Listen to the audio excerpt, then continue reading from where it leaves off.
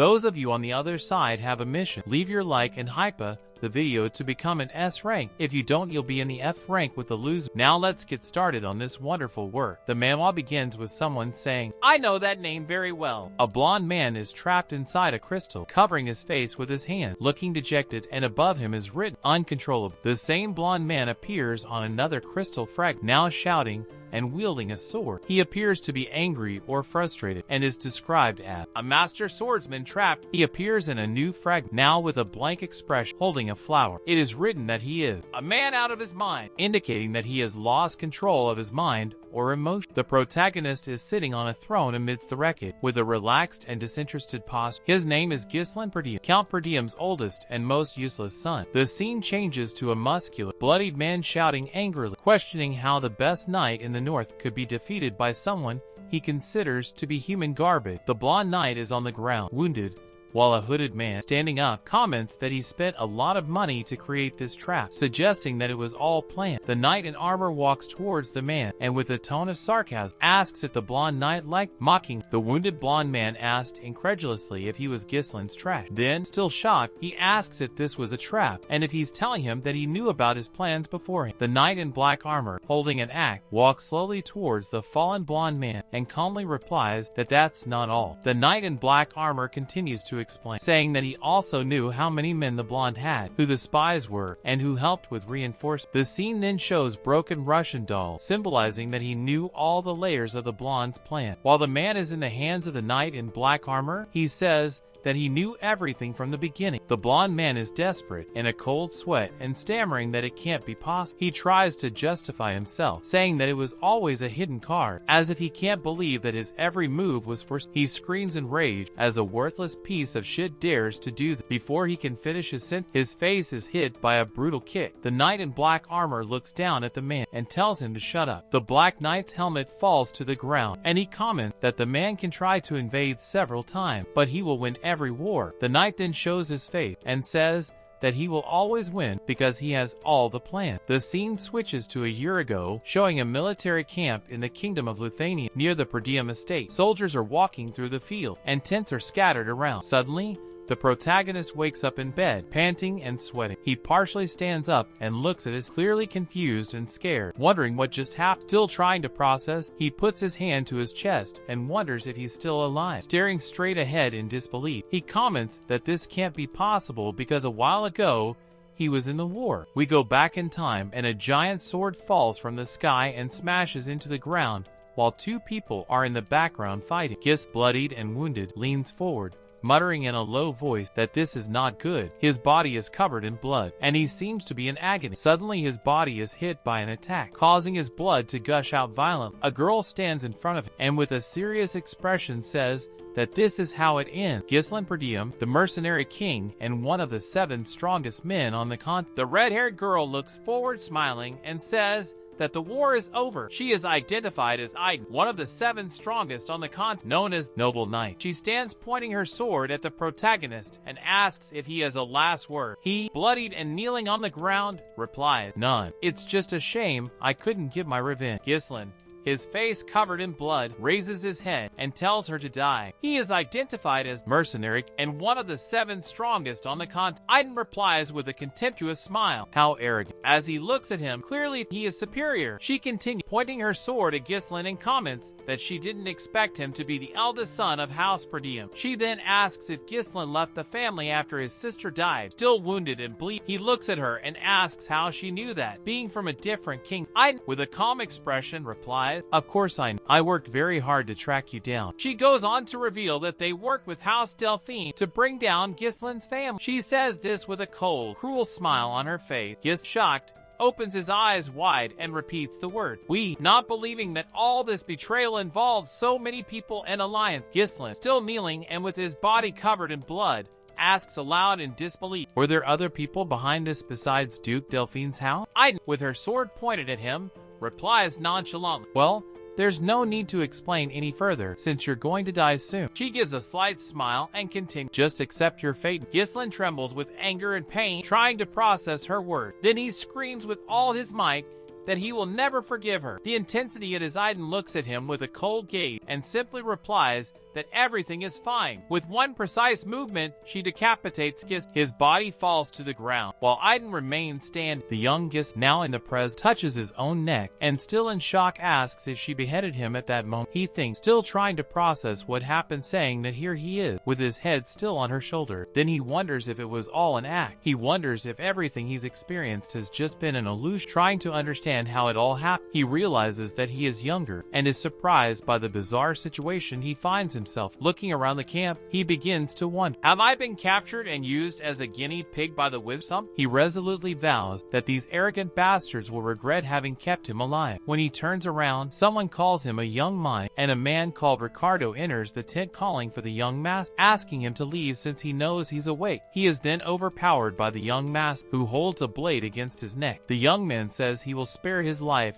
if he answers his question, but then changes his mind and says maybe not. Ricardo, visibly frightened, sweating, asks with difficulty if that really is the young master. He is confused, asking if this isn't an exaggeration and that a no is a no. The young master, also confused, asks what he's talking about. Ricardo replies that he got tired of fussing earlier and went. Ghislain is surprised and wonders if he really did it. Ricardo explained that the young master was furious and had a fit of rage, saying that he was going to lead the group in an attack on the orc, but ended up sleeping afterward. He asks if the young man forgot everything after taking a nap. Ghislain is confused, repeating the word, the orc. He seems incredulous about what is happening around him. His confusion increases when he hears that he has supposedly had a fit of rage. He doesn't understand and asks, what? I had a temper tantrum? What kind of nonsense is that? Meanwhile, Ricardo is picking up his things and, in a hurry, directs him to gather his belongings because people are waiting. Gis, still perplexed, asks where they are going. The man,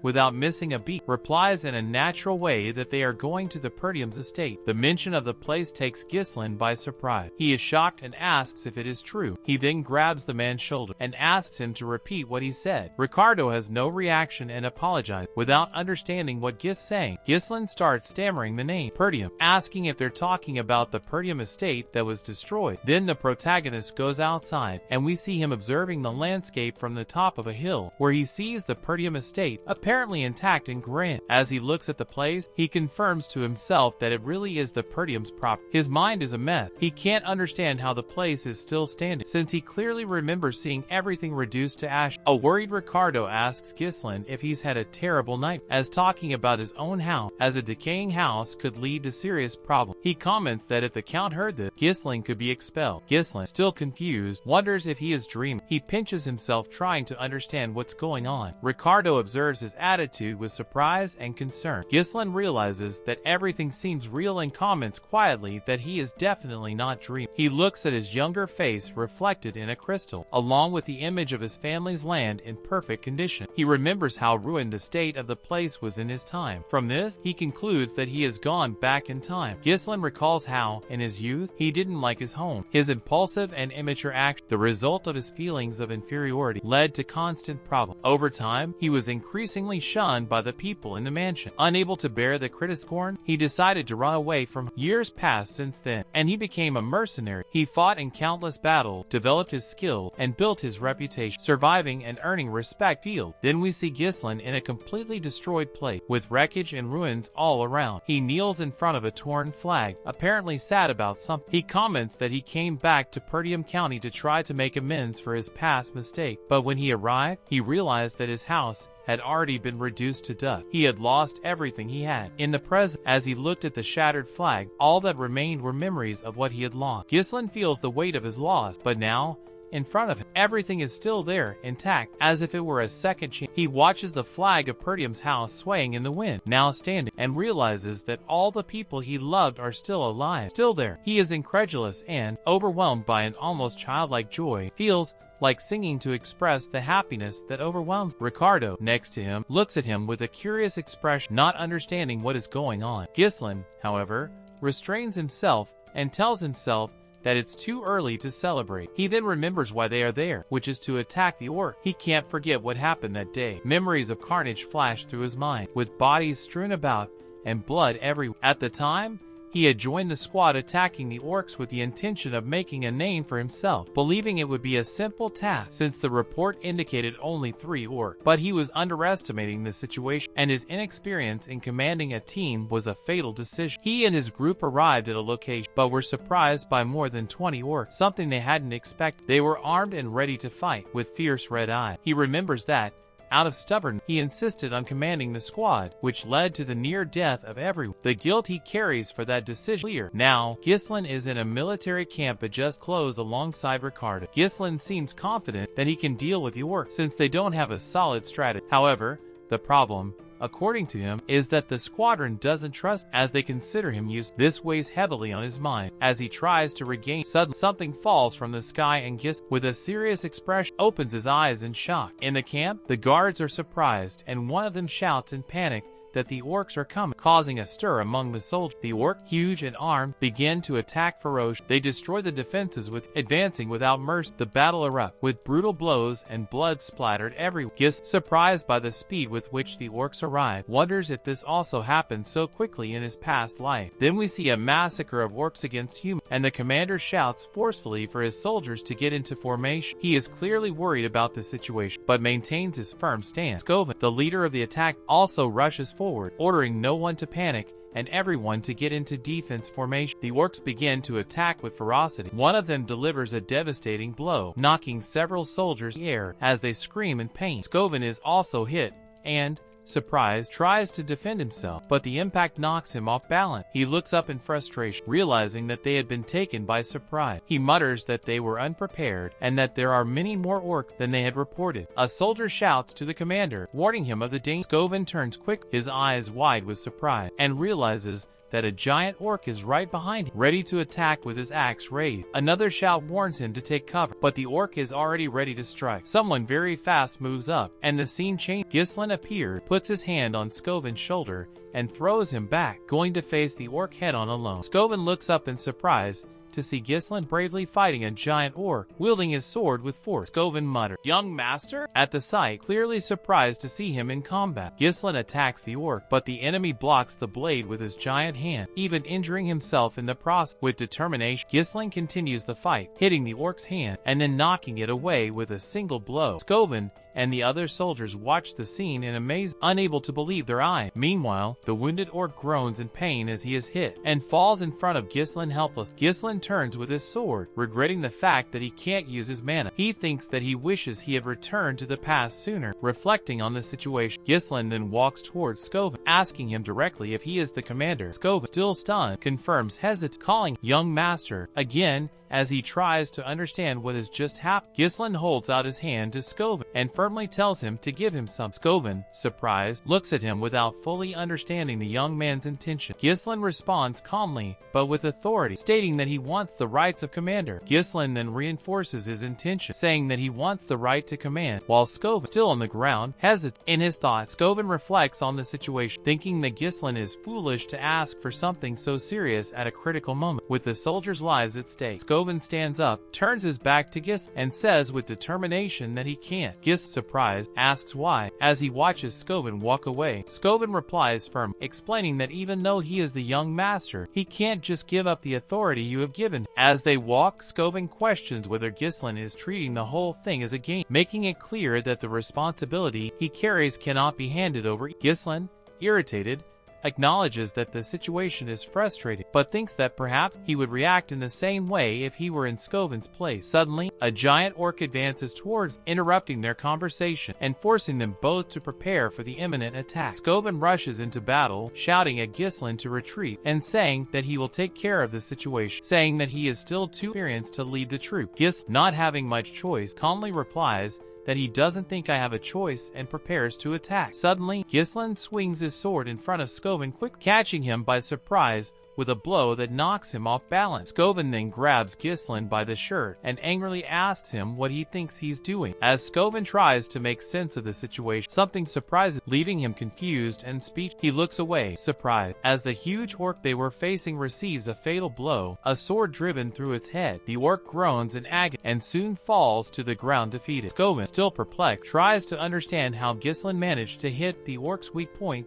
so precise. Ghislain approaches Skoven and, looking directly at him, asks him if he knows what the most important thing in a battle is. While Ghislain tries to get his message across, the battlefield remains intense. Some soldiers are clearly frightened at the sight of ferociously screaming orcs, which further shakes the confidence of the troops, who begin to tremble with fear. Ghislain concludes his speech firmly, saying that there is no hope of winning a battle when our troops are full of fear. He reinforces that they need to gain momentum to turn the tide. With this determination, Ghislain lunges forward and jumps into the midst of the orc. As he lands, he hits an orc in the head, while the soldiers watch, stunned by his skill. Skoven is stunned, shocked by Ghislain's speed and efficiency. The protagonist holds up his blood-covered sword and challenges the orcs to come at him. Suddenly, he shouts with conviction that he will kill them all. The orcs, seeing his firm stance, surround him, ready to attack. Amid the chaos of the battle, Ghislain moves skillfully, attacking the orc and cutting them down with precision. An orc head falls in front of Skoven, who seems perplexed by what has happened. He begins to wonder if he is dreaming. While watching Ghislain massacre the orc, Skoven says he is a mana user, reflecting on his own inability to perform actions as impressive as Ghislain. Even using mana, he finds it difficult to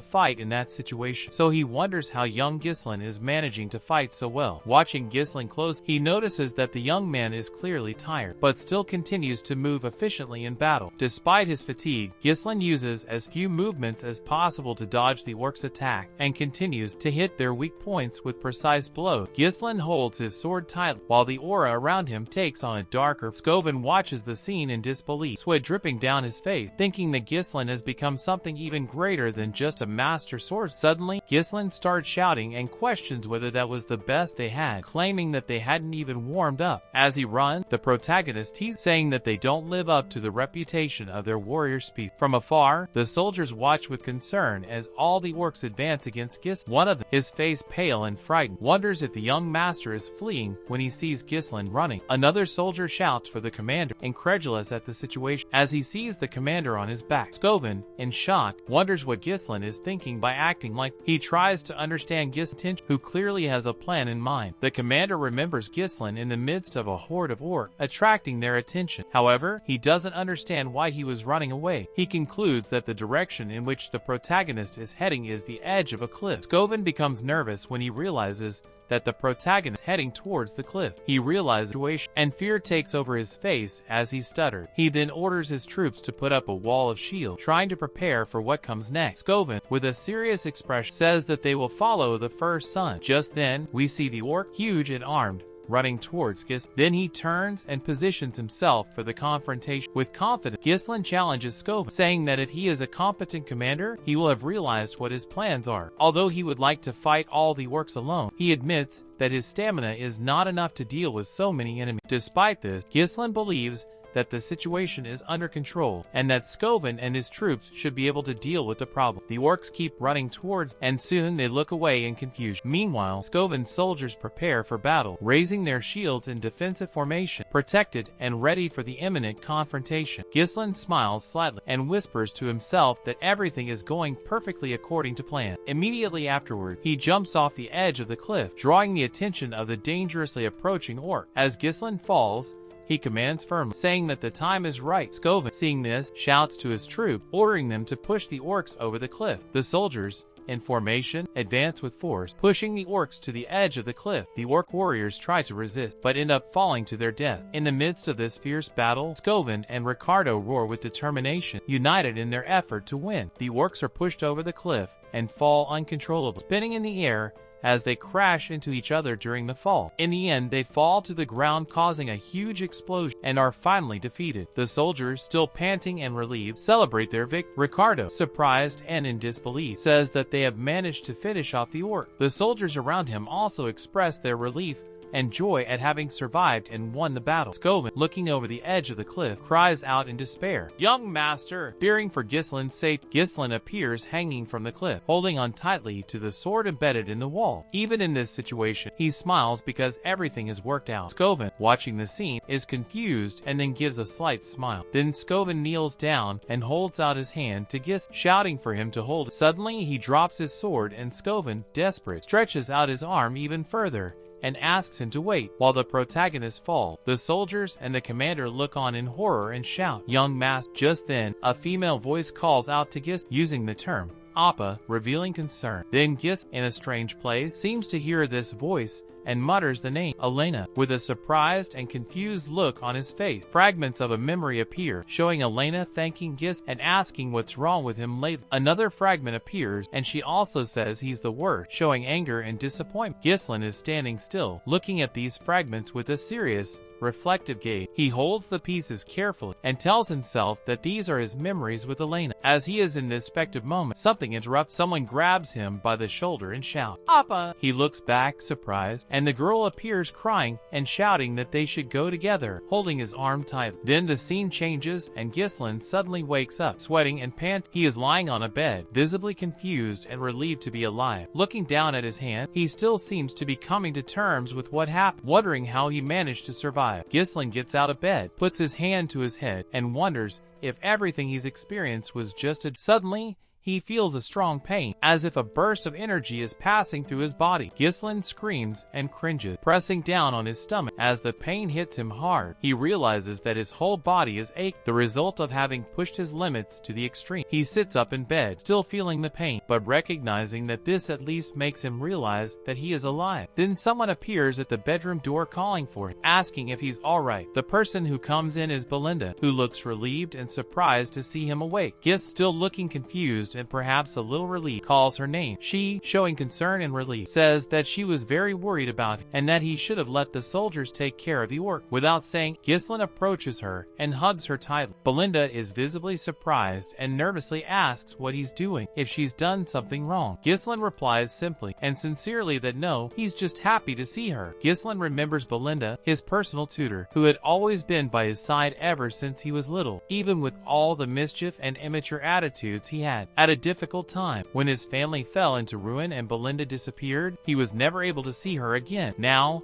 with Belinda in his arm, he is surprised to find her again. He never thought he would see her like this again. She, however, doesn't seem to understand what all the fuss is about, given that they see each other every day. Ghislain, with a determined expression, realizes that he has to tell her the truth. He takes her by the shoulder and says seriously that a catastrophe is about to strike paradise. Belinda is confused, not understanding what he is saying. While he tries to explain the seriousness of the situation, he firmly reveals that he died and came back to life. She, still incredulous, thinks he's exaggerating and makes fun of the situation, believing he's just dramatizing the danger of the orc. Ghislain tries to correct the misunderstanding, but she interrupts him again, worried that he might be in more danger than Paradise. She starts scolding, saying that if he carries on like this, he'll end up in jail. Ghislain, realizing that she doesn't believe, concludes that perhaps this isn't the best way to explain the situation. Belinda is questioning Ghislain, worried about what he would do if he was too injured to go to the fest. She crosses her arms, showing her frustration and caution. Gis, still confused, asks about the fest, as if he can't remember what she's talking about. She then reminds him that Lady Elena is waiting for him so that they can go to the festival together, an event she has been looking forward to for a long time. Belinda tries to cheer him up, saying that this would be a good opportunity for them to reconnect. She smiles slightly and points to a photo of Ghislain with Lady Elena, suggesting that the festival could rekindle their friendship. Ghislain looks at the photo and begins to remember. He reflects that there was a festival that always took place at this time of year, but realizes that, in his past life, he never had the chance to enjoy these moments because of his traumatic experience. He then asks how long it is until the fest, to which Belinda thinks and replies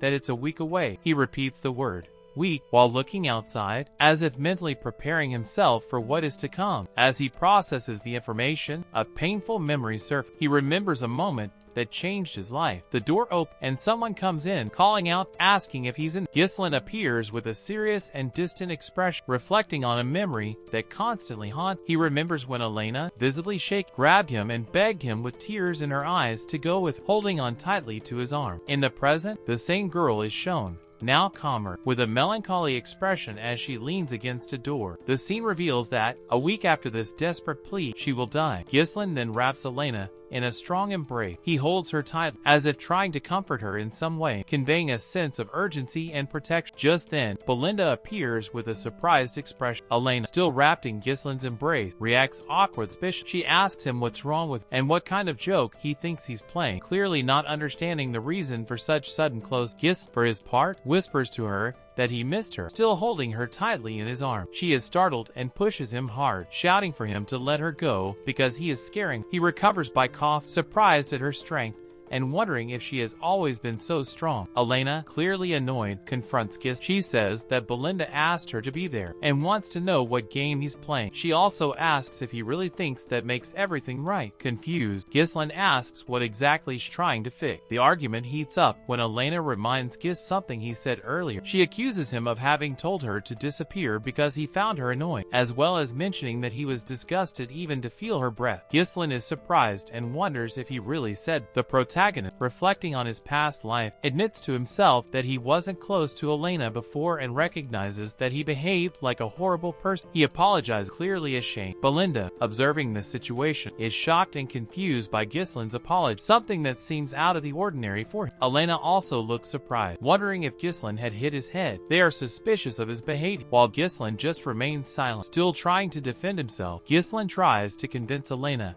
and Belinda that he really did manage to solve everything on his own. He is offended that they keep insinuating that he has been defeated. Elena, however, doesn't believe him and sarcastically reminds him that he came home unconscious, mocking his attempt to appear victorious. Ghislain, in response, ends up in severe pain again from the previous fight. Finally, Elena remains suspicious and ironic as she watches Ghislain kneeling on the ground, still trying to convince that he has managed to solve everything. Belinda and Elena stand together, both smiling, clearly relieved and happy. Ghislain, on the other hand, is on the floor, looking at them thoughtfully, but soon cracks a smile at the thought that everyone is still as he remembered. He wonders why the previous version of him spent so much time on useless, reflecting on the past. Ghislain remembers a festival taking place the following week. He rejected Elena's invitation to go together in the past, using the excuse that he was upset by the events of the hit squad. That was the last moment he saw her. Elena appears crying, with an expression of desperation, as if asking for help, but it was their last meet. Later, Elena's body was found destroyed along with those of her bodyguard. Ghislain tortured himself with guilt, clutching his own chest tightly, wishing he had been by her side at that moment, regretting not having accompanied. Back in reality, Ghislain is still on his, looking at Belinda and Elena, who are watching him worried. Someone asks if they can come in. At the same time, Elena's bodyguard,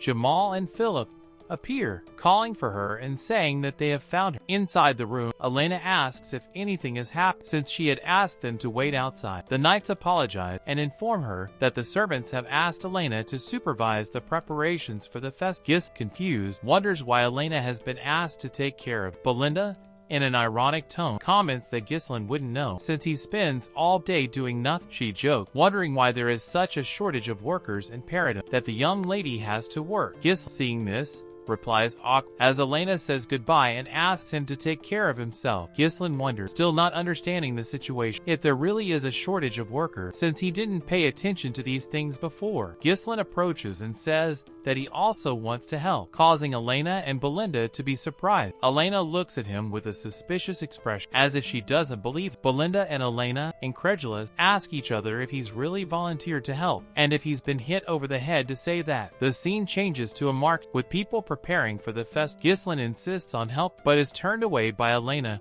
who says that his presence intimidates and that he should stay away. Ghislain, trying to argue, asks if this is how they treat people who want to help. Elena replies that, in fact, he could help by staying away and not causing trouble. While his face is being pushed away, Ghislain is thinking that Elena's body was found near the slum, far from the festival ground. He believes that someone must have called her there or taken her by force. Determined to prevent this from happening again, Ghislain knows he needs to know every detail of the castle. While he is sorting out the situation with Elena, someone shouts his name. He turns around, surprised to see an old acquaintance. Fergus, panting in his armor, approaches and expresses relief at seeing Ghislain well. Ghislain, visibly annoyed by the situation, interrupts Fergus and tries to bring the matter to a quick end. Elena appears, joking and saying that Fergus has arrived at a great time, as Ghislain has been acting strangely since he woke up. She asks Fergus to take him back to his room.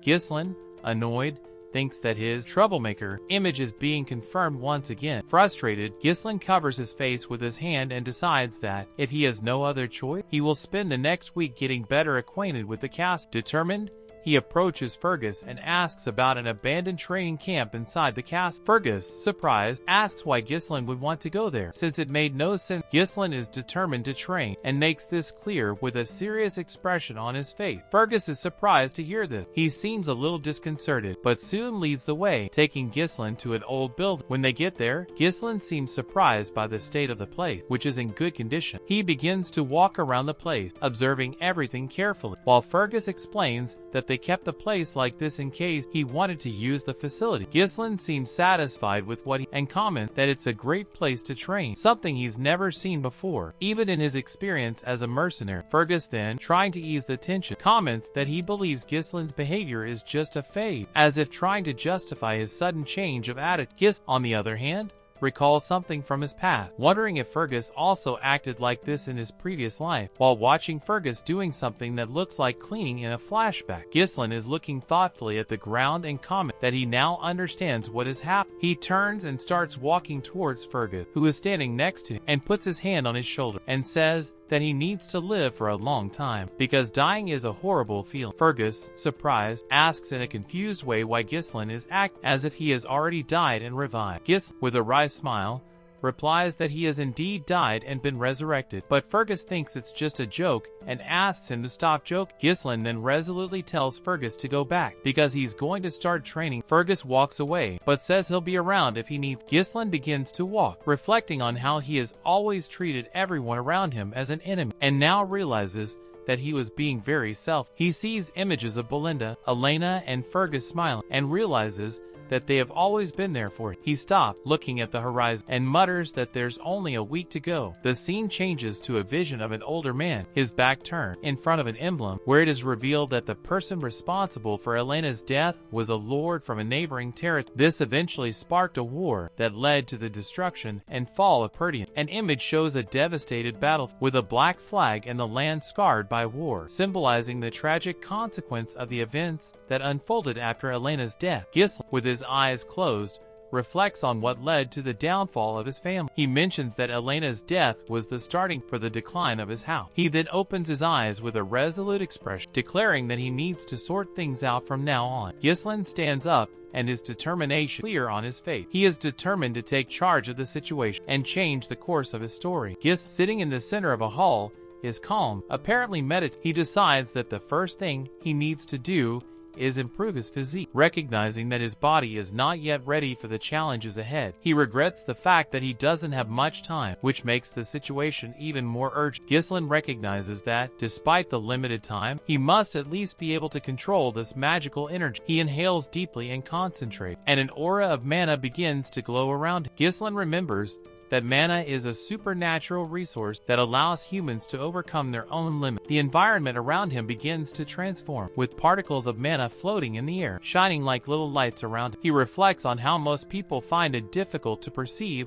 and absorb mana, especially in chaotic situations. Ghislain, however, recalls when he managed to do so in the midst of a chaotic battle. With his experience, he begins to join the mana particles together, forming a continuous flow, as if he were spinning a spool. The blue particles connect, and he manipulates them skillfully, demonstrating exceptional control over this magical energy. Ghislain knows that this is only the first step in regaining the honor of his house and facing the challenges that lie ahead. Suddenly, Ghislain is enveloped by an aura of blue mana that shines brightly in his. He feels confident, considering that for someone like who has already faced tens of thousands of battles, creating a mana core is an easy task. Despite mastering this skill, Ghislain reflects that this alone would not have made him one of the 7 strongest in the kingdom. With sweat dripping down his face and a serious expression, he reveals that there is more to his ability than what he is demonstrating now. He remembers a book of magic he found, a half-burned tome that contained unique methods. Ghislain holds the book tightly, indicating that the knowledge it contained was crucial to what he was about to do. Using the technique in the book, combined with the natural mana core of human, he begins to create a second mana core in his body. A bright blue light begins to emanate from his body, indicating the successful creation of this second core. Ghislain doesn't stop there. He pushes his limit and creates a third mana core. A sphere of red energy appears in front of him. The expression of pain on Gislin's face is evident, but he remains determined to achieve his goal. 3 mana cores are now in possession. He then connects the 3 cores, forming an interconnected energy mesh. Gislin screams in pain. The power is overwhelming, and the effort is enormous. Gis, exhausted and with blood running from his mouth, screams and falls to the ground. He falls to his knees, still trying to recover. He admits that his limit is now 3 cores, although in his past life he was able to manipulate up to 5. He coughs as he rests on the floor, visibly weak. The technique he used allows him to create explosive force in a short time, but requires a huge amount of mana in return. With difficulty, Gislin tries to get up, but he is visibly exhausted and weakened by the effort. With blood dripping onto the ground around, Gislin reflects on his defeat by Aiden's past life, remembering that he lost the battle mainly because Aiden brought an entire army of knights against when he was already out of mana. He convinces himself that he would have won if the fight had been fair. At another, Gislin uses an unstable technique, but is satisfied with the result, believing that this will be enough for now. He recognizes that he now has a young body and plenty of time to get even stronger. Determined, he stands up and declares that this time he will get Aiden's head, showing his desire for revenge and his renewed confidence strength. In his thought, Gislin remembers those behind the destruction of his county, mentioning House Delphine behind the scene and those who support. He is determined to destroy them all. With eyes full of rage, Gislin makes a silent promise. He will destroy all those who caused the fall of his land, demonstrating a new focus in his revenge. The following week, the day of the festival arrives, and the castle is shown under a starry sky. Gislin adjusts his belt and fastens the sword at his waist with quick, precise move. He walks through the city street with a straight posture and a determined look. As he progresses, his surroundings seem quiet, with a few people passing by. He is soon approached by Elaine, who sees him and is surprised. Her eyes widen for a moment, and she calls out, "Wow, you really came." Gislin stops and looks at her without much expression, while she continues, "What happened? You never come to this kind of event." Gislin replies calmly, without seeming too involved. "Well, as a per diem, I must come to festivals from time to time." He puts one of his hands in his pocket, keeping his formal tone. Elena crosses her arm, watching him carefully. She frowns slightly, as if she's thinking about something, and then says, "You've been acting strange lately. I hear you've spent the last week just training." Gislin tilts his head slightly. Raising an eyebrow, he asks, "What's wrong with the next in line in a family of knights training?" Without changing his tone, almost as if he were making an obvious observation, Elena smiles, and her tone becomes more provocative. "You didn't care about these things before. You were the one who always complained about Dad, saying that he was annoying and that you wanted to be the boss soon." Gislin puts his hand to the back of his neck, visibly uncomfortable with the memory. Elena laughs softly and says, with a satisfied look on her face, "Anyway, I like the way things are now." As she continues to walk beside him, she remarks, "Looks like old Gislin is back." She looks at him side, a little happy. Gislin remains silent, only looking away with a thoughtful expression. He's clearly reflecting on his action and what she said, but without saying much. Gislin, in thought, realizes that something has changed in the last week. He reflects on how his actions have altered his perception and the way the future is beginning to transform. He feels that, although the general flow of events remains the same, his small actions are having a significant impact. He visualizes these effects like a chess where each move influences the next events in a complex way. Elsewhere, Belinda, dressed as a maid, talks to 2 knights. She warns them to sort out any problems the young master might cause themselves, as they can't afford to deal with trouble, especially with so many visitors. The knights respond confident, saying that she can trust. Back in Gislin's thought, he recognizes that his responsibility is to use the information he has obtained from the future effectively, reacting appropriately to the situation. He feels he is ready to face whatever comes his way, telling himself that his preparations are complete. Soon after, Gislin and Elena are together in a market. They stop to watch a baker, who hands Elena some bread, and she makes a peace sign with her fingers in excitement. But soon after, the two of them start running, with Gislin holding Elena's hand as they move quickly through the fest. After they've had their fun, a satisfied Elena comments, "Oh, that was fun," as they look at the castle in the distance. However, she also admits that the festival is getting a bit boring because it's always the same thing every year, asking if there's anything new this year. Gis, for his part, becomes pensive, wondering if the fact that nothing has happened at the festival so far is because he is accompanied by Elena. Suddenly, a knight asks Elena if she wants to explore other areas of the fest. Just then, Jamal, one of the riders accompanying Elena, suggests that there are new events taking place else based on information from a friend. He extends his hand to her, inviting her to take part. Elena hesitates but then smiles and accepts the suggestion, commenting that she hopes it will be fun. As Jamal pulls Elena away, Ghislain watches from a distance, remaining silent. In his thought, he recognizes Jamal and Philip, the knights who protected Elena, and reflects on their role. He knows that in his past life, these two knights were traitors to the house, something that makes suspicious. Ghislain continues to watch as Jamal and Philip, Elena's trusted knights since childhood, interact with her in a protective and friendly manner. He remembers that, in his previous life, they were both killed while protecting Elena. The thought of them being traitors stirs Ghislain, and he mutters to himself, "So it was you too." The group arrives at the site, where Jamal, with a big smile on his face, announces that they have arrived. The group arrives at a deserted square. Ghislain looks around in silence, while Elena looks around, confused and dissatisfied. She crosses her arms and, with an expression of irritation, says that there is nothing and that the place is too dirty to have kind of performance. Jamal, a little embarrassed, scratches his head and tries to justify himself, saying that the event probably isn't ready yet. He smiles nervous, trying to calm the situation. Elena narrows her eyes, clearly impatient, and asks if Jamal really believes that there will be a concert there in such a poorly maintained place. Jamal, trying to smooth things over, says that people should be arriving soon, trying to hold out hope that something will happen. Elena, however, laughs sarcastically, shaking her head as she says that it's ridiculous to think that anyone would perform in a place like this. Still quiet, observes the situation serious. He keeps his posture firm and his eyes focused, assessing his surroundings. In his mind, he already knows that everything is going as expected. He turns around discreetly, analyzing the obstacles around him, and notices that all possible escape routes are blocked. This leads him to conclude that the square is not just an ordinary street, but a trap prepared in advance. Elena, already impatient, grabs Ghislain's arm and tries to pull him away. She pulls hard, saying that they should get out of that place as soon as possible. As she continues to pull, he comments on her strength, asking if she does physical training, as he is surprised at how strong she is. Suddenly, Philip stops. Philip, with a strange expression, says nervously that they should wait a little longer. Elena looks at him in surprise, noticing his unusual behavior, and asks if he's alright. Philip and Jamal surround the girl,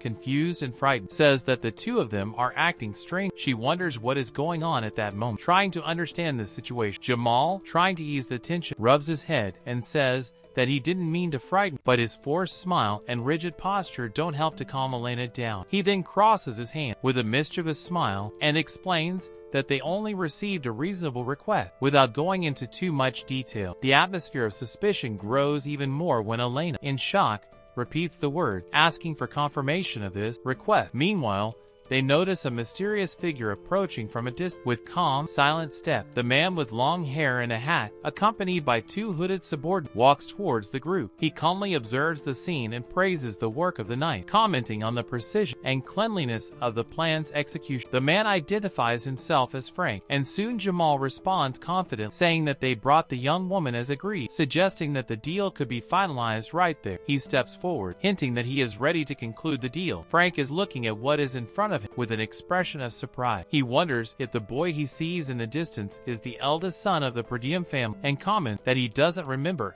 asking them to bring him to this place. Ghislain stands next to Elena, who is visibly frightened. She partially hides behind him, while he stands firm, showing no visible emotional reaction. Jamal appears with a smile and comments that he's going to give the boy away for free. He says that the young men followed them without knowing that this place would be his tomb. Ghislain looks at Jamal and accuses him of treason. He asks if Jamal really thinks he can get away with selling them out. Jamal, still smiling, replies passively. He suggests that the young man should worry about himself first, as they already had a plan to escape to a distant place. Jamal continues talking, saying that they were tired of that poor land, which was often attacked by barbarians. Jamal, still smiling, suggests that many other people were fleeing Protagonist and comments casually that the young man should be aware of it. Suddenly, Ghislain makes a quick move and attacks Jamal with his sword. Jamal, still smiling, is taken by surprise. He is pierced by the blade and begins to bleed, looking at the young man with a surprised expression. He hadn't expected this reaction. Elena is shocked by this situation, while Philip looks on in disbelief. Frank,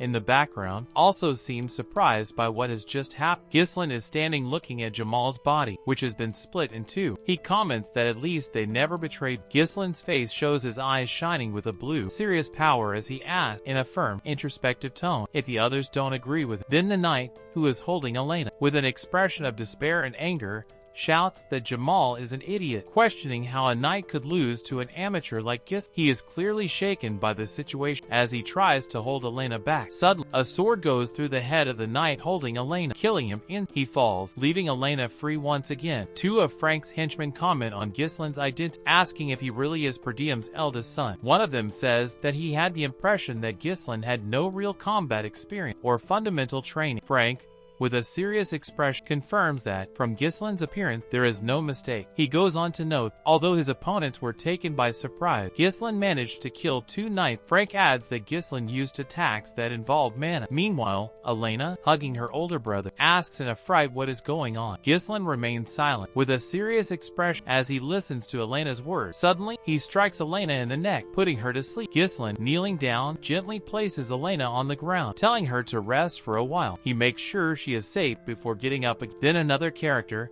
observing the situation, thanks Ghislain for doing the job for them, referring to him as Perdium's eldest son. He mentions that Ghislain is quite different from what he had been told, and that they had planned to look after the two knights on their own, but Ghislain did it. Frank, while watching Ghislain, he asks if Ghislain has been hiding his true ability. Ghislain, with his back to the man, raises his bloodied sword and replies, asking what it matters to the man. Ghislain, holding his sword in one hand, thinks silently about the three enemies in front of him. He notes that the two men next to him are not a significant threat, but the man in the middle, who exudes a blue aura, is on a completely different level because of the amount of mana he released. Determined that he must end this fight quick, Ghislain prepares to act as his figure is enveloped by a blue aura that appears around his body. Ghislain, walking with his sword in hand, faces the group of hooded men. He asks whose order it was to ambush. Frank arrogantly responds by asking if there's any need for a dead man to know that. Unsurprised by the answer, Ghislain comments that he already knew they wouldn't reveal it, but that it doesn't matter. He then prepares to fight, holding his sword tightly and saying that, eventually, they will tell him what he wants to know. One of the henchmen asks the leader if they should behead Ghislain. Frank, with a sadistic tone, says no. He orders them to take Ghislain alive and break every bone in his body so that he goes mad with pain. The leader goes on to say that the process must be painful so that the result beautiful. With a cruel smile on his face, the henchmen respond prompt, advancing against Ghislain on the order. Ghislain quickly pulls something out of his pocket, preparing to counter it. He throws a small object towards his enemy. The henchmen are confused, and one of them, realizing what it is, shouts in shock, realizing that Ghislain has thrown an explosive, more precisely a firecracker. Suddenly, the man's sword is cut in half, and he is attacked by the protagonist. Then another man advances against the protagonist and attacks, but he defends himself and looks away cold. Ghislain manages to get hold of the man's sword and pulls it out, ready to strike back. With a single blow, he easily defeats his enemy. Ghislain stares straight ahead in shock when suddenly Frank, the man from behind, appeared. Frank brings his sword down with brutal force directly on Ghislain's head, but the protagonist manages to defend himself without too much difficulty. Frank is surprised when he realizes that, even in this critical position, Ghislain manages to block the attack with impressive skill. Frank, with his pipe still attached to his lips, reflects with surprise. He managed to block my attack in that position. He considers his move to be a perfect sneak attack, but Ghislain has exceeded his expectation. In response to Frank's offensive, Ghislain moves quickly, deftly deflecting and counterattack. He spins around him, delivering a blow that sends Frank reeling back. Ghislain once again demonstrates his superiority in combat by delivering a decisive blow to Frank. Ghislain's blade rips through the air, and Frank's pipe falls to the ground with a dry sound, spinning to a stop. The protagonist looks away, and Frank is attacking him again, but he manages to defend himself, and Frank, with his pipe still in his lip, looks surprised and puts his hand on his neck, feeling the mana around his skin. He comments, "I'm surprised. If I'd been low on mana, I'd have been beheaded right now." Ghislain, for his part, wonders how Frank survived the attack. His gaze is incredulous as he thinks, how did he survive a blow to the neck? Did he concentrate mana around it to reduce the damage? Frank, with a cold smile, looks at Ghislain and says with menacing confidence, "You're going to die here." He is clearly aware of his advantage, confident in his abilities to protect himself with mana. Frank, still surprised, continues to reflect on the confrontation. "If I hadn't reinforced my body with my superior mana,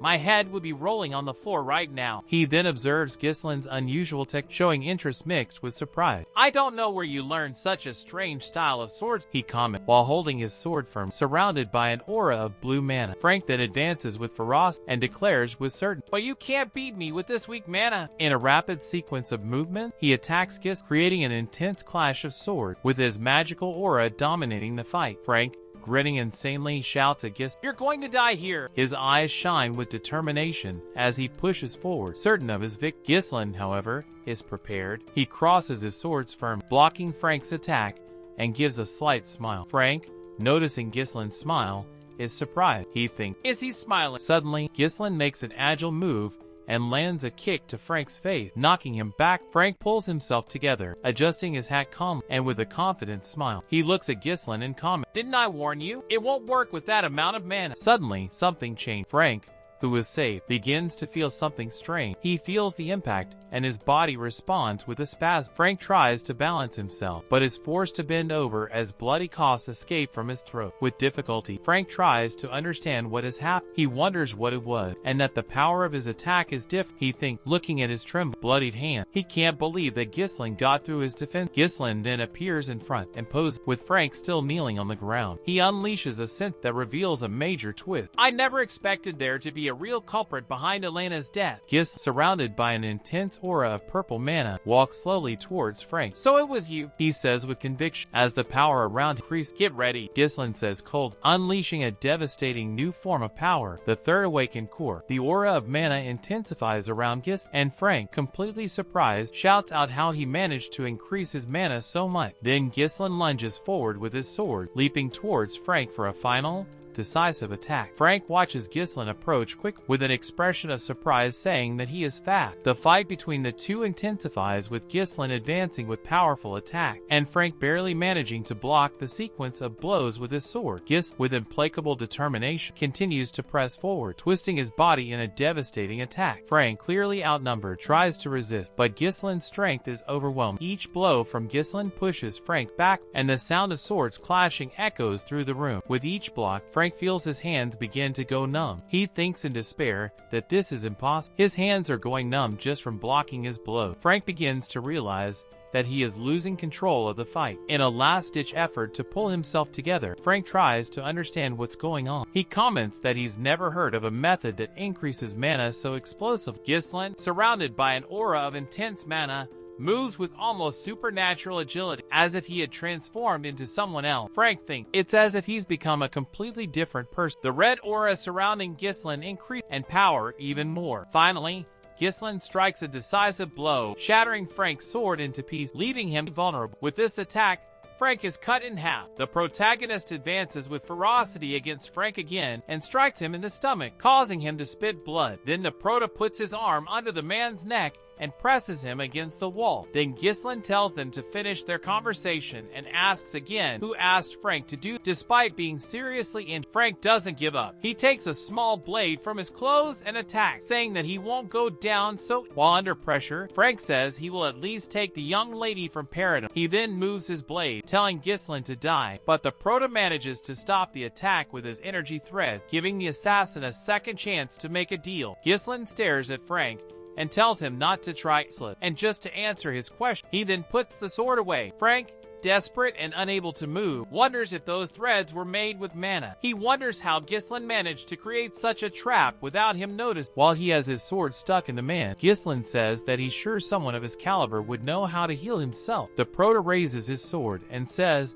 that it doesn't matter if he destroys his mana core. Frank's expression changes instantly, and the protagonist continues making his move. The man becomes desperate and asks if his mana core is cracked. The guy keeps shouting that the protagonist has lost his mind, and that one wrong move could cause an explosion and destroy the whole area. He wonders if the boy is trying to destroy himself. In response, Gislin is firm and direct, saying that this is for the incompetent and that I can handle it. Frank, in shock, breaks out in a cold sweat. He thinks that the boy really isn't bluffed. With the certainty of imminent death, Frank gives into dread and thinks to himself that he's going to die. In a final act of desperation, Frank finally shouts out that it was Count Des. Frank goes on to reveal the dark plan, saying that he was the one who asked for it. He said he needed a pretext to start a war against the Paradigm and Degard family. Ghislain, after hearing Frank's revelation, simply replies calmly and direct, "Really? So it was Des." He had already suspected the connection, and now it only confirmed what he had already imagined. The protagonist then reflects on his past, thinking that in his previous life, this kind of dirty work was left to the families allied to the ducal house. He remembers Duke Delphine and wonders how he dared to orchestrate this plan in the shadow without being directly involved. Returning to the conversation, he faces Frank and asks if that's why he wanted to kill Elena, to which the man replies yes. Ghislain then pushes his sword in further, and Frank asks what he's doing, because it's different from what he said before. The protagonist sarcastically answers what the problem. He has killed many people in his life, so he should be afraid when it's his turn. Even in the face of death, Frank still tries to assert his worth. He shouts at Ghislain, "Nothing will change, even if you kill me. I finished the job with the Degard. Do you think people will listen to a brat like?" Then the Prota holds the man's faith and says that Paradigm will perish because of the war, and warns that he's going to tell him something. He reveals that he has been reborn after dying, and that this time things will be different. Frank screams in pain as his body cracks, and the energy released is thrown into the sky and explodes like fireworks. After all this battle, we see the bodies of the bandits on the ground, and the Prota looks back to see his sister. Exhausted, he throws the sword on the ground and closes his eyes. But when he feels a strong pain, he ends up kneeling down, unable to get up. He then mutters angrily that blowing up 3 cores was no problem when he was the king of mercy. He remembers his past life, where he had much more power and control over his strength. Then someone shouts that it's not going down and he quickly runs and kicks in the door of a house. Inside, he remembers something crucial. In his past life, they found a body other than Elena's. He then remembers that influential man called Degard. Ghislain observes someone's bloodied body, and it is revealed that this person is the son of Degard. The Prota then comments that the son of Degard was killed along with his escort knight. He realizes that the intention was to silence and use them as a scapegoat, making it look like they were responsible for Elena's death. The scene changes to a destroyed flag, and he thinks that the moment this truth is revealed, war will inevitably break out. He then decides to erase any evidence, and we then see him walking along carrying his sister while the house catches fire. With a resolute expression, he declares that he will not allow things to go as his enemies intend. Then we see a hooded figure watching him from a tree. The hooded figure concludes that his mission was a failure and suggests that his plans didn't work out as expected. In a gloomy chamber, several hooded figures are gathered around a kind of circle. One of the voices addresses the man in the center, criticizing him for failing to take care of a single girl, even though he had sent the best guard, including Frank. She wonders if the failure happened because he underestimated the situation and relaxed about the mission. The mysterious man on his knees reveals that it was all because of Ghislain. The men begin to question themselves on hearing this name, and another asks if it's that good for nothing from the north. Then a shadowy figure replies harsh, "I'm sure you're well aware that Ghislain is a good for nothing." He asks the hooded man if he really is using Ghislain as cue. The hooded man replies that he is completely different from the information and rumors about it. The following scenes show everything the protagonist has done, showing him to be a completely different person from what everyone thought. Then the hooded man warns him that they've already taken care of things with Degard, so it won't be a problem to start the territorial war. He then desperately asks to be given one more chance. He's clearly trying to make amends for his previous failure, looking for one last. The man shouts at him to shut up and says that he couldn't even get enough information about one boy. Another continues, highlighting the impact of the failure. "Do you have any idea how much of a setback this has caused?" The tension rises with yet another criticism. "You couldn't even complete an easy mission, and now you want another chance?" Then several men shout angrily, telling him to get rid of them. Suddenly, a mysterious voice appears saying that they are making too much. The hooded man stands in front of another figure who is being illuminated by the light. The guy then asks what kind of chance the man wants. The man, desperate, replies that he's going to get rid of Ghislain Purdy. The mysterious figure asks how, and without hesitation, the hooded man declares, "I'll make a duel happen naturally." The man then tells him that he already has someone in mind, to which the mysterious guy asks who. Right away, the masked man replies that it's Kane Loge, famous for his sword skills, that depend on his strength. Despite his young age, Cain is the symbol of strength. No other person in the North could match him in this respect, further emphasizing his reputation for unbeatable brute strength. He then shouts and adds that Cain is Gislin's cousin, suggesting that the kinship between the two could facilitate an inevitable meeting, leaving people silent for a moment. The atmosphere then changes when a menacing figure warns the guy that if he fails again, there won't be another chance. Finally, the masked man says he won't changing scene. We go to the training hall in Perdium's castle. Fergus appears, interrupting Gis, calling young master and warning him that mealtime is coming. Suddenly, a thread of blue energy is released and hits Fergus' sword, leaving him in shock. Then the protagonist pulls out his sword and holds it tight. He spins his sword in the air after releasing the attack, saying that everything is fine, and that's enough. Gislin looks surprised at something, and we see Fergus apologizing for having interrupted the training, calling young master, saying that he was so focused on his training that he didn't want to disturb. Fergus, now surprised, asks how Gislin managed to do that just now. Gislin,